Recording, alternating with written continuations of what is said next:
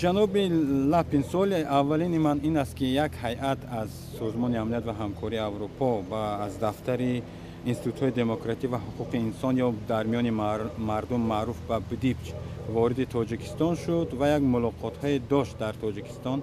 هدف این سفر، این هیئت چی است از این سفر؟ ما در اینجا در آستانه انتخابات پارلمانی سال آینده و با هدف ارزیابی شرایط قرار داریم.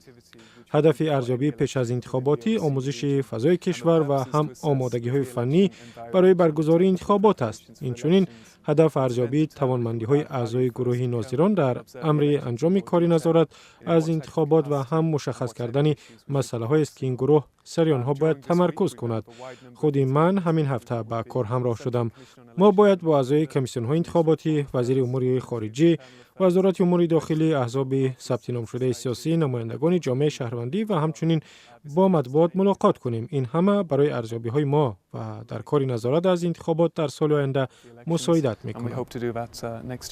سازمان امنیت و همکاری اروپا و خب بخصوص دفتر سازمان امنیت و همکاری اروپا با انستیتوی دموکراسی و حقوق انسان که خب یکی از اهدافش خوب کردن نظام‌های انتخاباتی در کشور تاجیکستان است. انتخابات ماه فوریه پارلمانی تاجیکستان را چگونه دیدن می‌خواهد؟ در قیاس با گذشته که بسیار انتقادها داشت سازمان شما از روندهای انتخاباتی در تاجیکستان. تاجیکستان مثل همه 57 کشور عضو سازمان امنیت و همکاری اروپا در چارچوب این سازمان عهده‌داری‌های چند بر دوش گرفته است.